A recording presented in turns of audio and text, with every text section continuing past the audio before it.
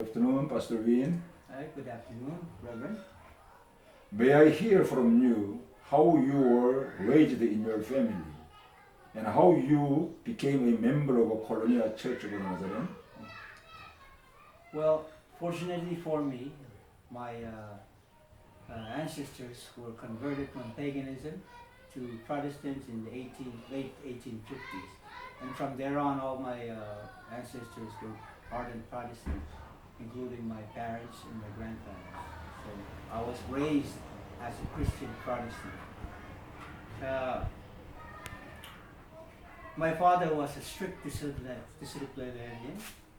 He taught me how to work hard and to respect the rules of the church and the law. And my mother was compassionate, so she taught me how to love and to be compassionate to other people. So they taught me actually most of the things that I learned about the church. As for the earliest memories of my going to church, they were very active. My father and mother were both graduates from the Owa Christian Protestant Mission Church, School that was in the late 50s. And it was the premier Protestant school at the time here in Ireland. And from there on, they were very active in the church, finally becoming a reverend at the end, toward the end of their life. And I was taught to be, as much as possible, be as a Protestant, raised as a Protestant. How about that? How you joined the Church of Nazareth? Well,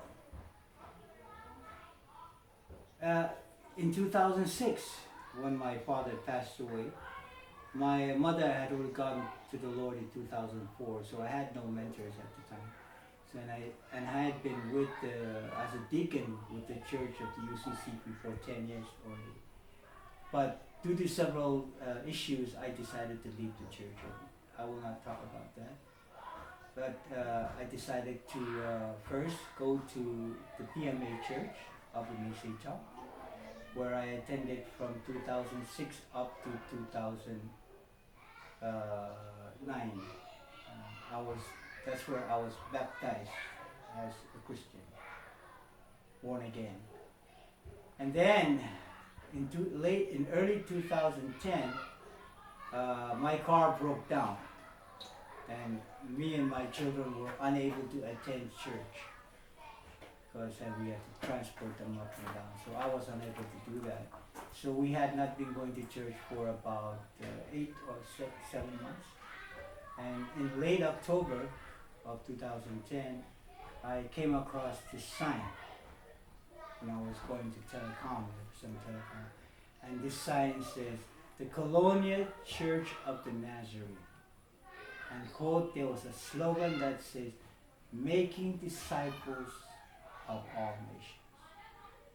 So there was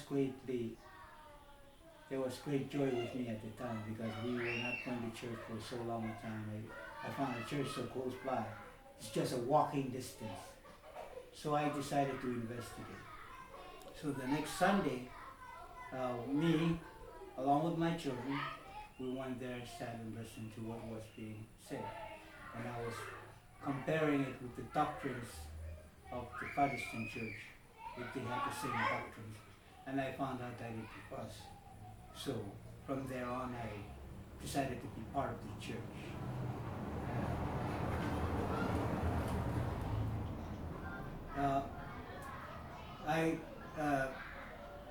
So I joined the church in 2010, a member, and then in 2013 we went to the district assembly in Guam, and I was then appointed as the local church with the certificate. But prior to that, I was not actually slated to be the local leader. We had a person by the name of Mr. Wilson Nedlick. He was the one Askew and Ray were working around to become our local leader. But when Mr. Askew left, Mr. Wilson left the church, and I was eventually asked by Ray, who was then our song leader and administrator, to assist him. Mike also asked me to do so. So I started to work with him. But Ray specifically asked me to do the preaching. So lo and behold, I started to preach in that church. And I never suspected when I first got involved in the church that I would eventually become the local pastor. It never came across my mind. I was just very satisfied by being a member of the church and having a responsibility to the church. But I did not expect that God had other plans for me along that. Would you tell us, Pastor, that during your local life as a pastor, did you experience any struggles in the ministries? This island is full of struggle. This island, I face both material and spiritual struggle, especially with spiritual struggle. I can sense it even among our own churches here, the UCCP, the Catholics and all the other, that there is something that is holding back the church. So in my experience as the local leader of the Nazarene Church, I have experienced extensive struggle from many sides. I have been challenged, first of all, from within the church, and also challenged from without. From within the church, I had to struggle with personality problems among the members of the church, which I had to resolve and step in and try to resolve these conflicts and make the church function as it goes along. Sometimes it was successful, thank God. Sometimes it was not.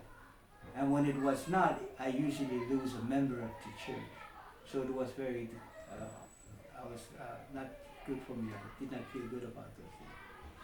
Along with material things, we had, first of all, a few members of the church who were working or employed. Prior to that time, under Askew and the other people, they had many Filipinos and Filipina who were working around. They had jobs, but we had a few locals. But now, since we have mostly locals and a few Filipinos and a mix, which I intend to keep the mixture of the church as much as possible, we had financial problems. We couldn't pay for the rent, the place that we were staying, Yvonne's complex, and eventually, and we also couldn't pay for church activities that we need to do in order to keep the church together and fellowship. It requires financial things like that. So what happened was I decided to move the church from Yvonne's to the present site. And before I did that, I prayed if God would allow it. And I also prayed for the arrival of two very important persons that I had considered, that I had met in the previous district assemblies in Guam, a missionary, a couple, one named Timothy and the other Lydia, in which I sensed right away that God's power were with them and His Holy Spirit. And I needed that too also to come to also open our church, to fight the spiritual matters that were also conflicting with the church at that time. Would you tell us about the changes and developments of the 콜로니아 Church for last 2 years? The last 2 years has been miraculous. Total miracle. Cannot believe it. The last 2 years, we have both material and spiritual victories here. First of all, with the assistance of Timothy and Lydia and people who are interested in Korea, Mr. Joe and other donors interested in the growth of the church 콜로니아, we have been blessed with 3 structures, necessary structures for the church group. First of all, we have a Bible study hall where right now the interview is being performed here. Another building is a temporary church building which was completed recently last week and celebrated. And before that, the showers and bathroom which is necessary for the people attending the church and activities. So materially and many things outside the house and many things in which the donators and also Lydia and Timothy had donated to the church, that has really given the impetus for the church to go on and the people to realize that this is a real church. It's not a church that people just come and just sit down, listen and go. And also the other thing about spiritually is that we have right now so many local members, local people who have become full members. Prior to that, we do not have that. But right now we have a spiritual revival, thanks to Timothy and Lydia. I along working with them and the church members, that this church is moving forward spiritually. And this place is a miracle. It's a proof that our God is a living God. He lives among us. And He gives to those who really are dedicated to Him and who are, like we say, working to make Christ-like disciples of all nations. And I think, and I continue to believe that God will continue to work in this church and continue to help all those who are working with this church until His complete work is done on the island. And I can foresee in the future that these people here will bring this message of the true gospel to the islanders. Thank you very much. God bless you, Pastor. Thank you. Before that, can I just say the last statement? I'd like to pay my respects to Timothy and Lydia. I'd like to pay my respects to Stephen Gilberto, our Peace Strategist Coordinator. Our church members in Guam. Lastly, but most that least, are Mr. Mark Lowe, our Regional Director. I'd like to thank all of you for your full support materially and spiritually.